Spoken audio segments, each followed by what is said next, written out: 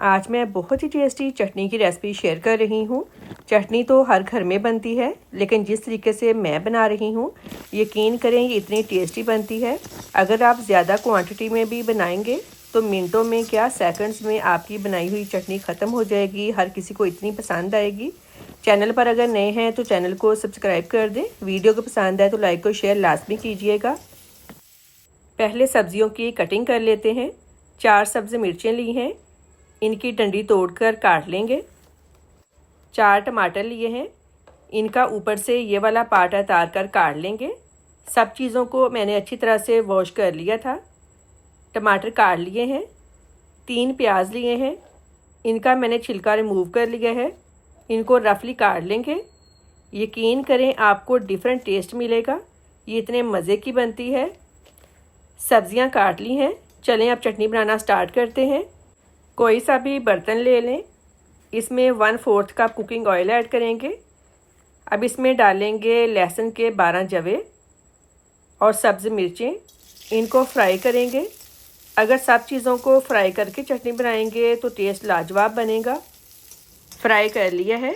अब इसमें प्याज डालकर फ्राई करेंगे। टमाटर अभी नहीं डालने। अगर टमाटर भी साथ ही डाल देंगे तो टमाटरों ने पानी छोड़ना है। इस तरह प्याज सही तरह से फ्राई नहीं होंगे। फ्राई कर लिया है।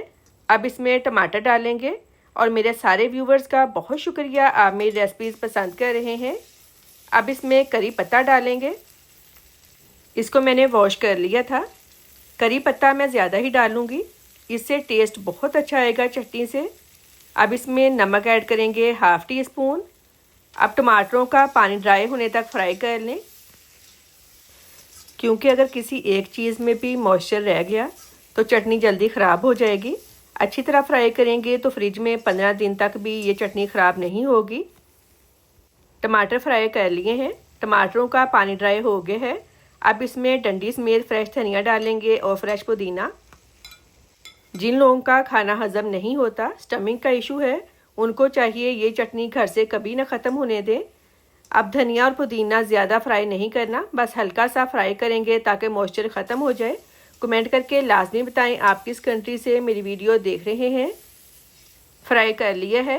फ्लेम बंद कर दें। अब इसको रूम टेम्परेचर पे ठंडा होने दें। सब्जियां ठंडी हो गई हैं। अब इनको ब्लेंड कर लें। मैं हैंड ब्लेंडर यूज़ कर रही हूँ। आप ब्लेंडर जग में कर लें या फिर कूंडी डंडा हर घर में मौजूद होता है, उसमें कर लें। सब्जियां ब्लेंड हो गई हैं। आप तड़का रेडी कर लेते हैं। 1 टेबलस्पून देसी घी लेंगे। अगर आपके पास देसी घी नहीं है, आप कुकिंग ऑयल भी ले सकते हैं, लेकिन मैंने देसी घी 1 टेबलस्पून लिया है। अगर आपने कुकिंग ऑयल लेना है तो 1/2 टेबलस्पून ले लें। 1 टीस्पून ज़ीरा, 1/2 टीस्पून राई दाना डालकर हल्का सा फ्राई करें, ज़्यादा फ्राई नहीं करना है। अब इसमें करी पत्ता डालेंगे। तड़का रेडी है, चटनी में डाल दें। बहुत ही मज़े की चटनी रेडी है। फीडबैक लाजमी दीजिएगा कि आपको मेरी आज की रेसिपी कैसी लगी है।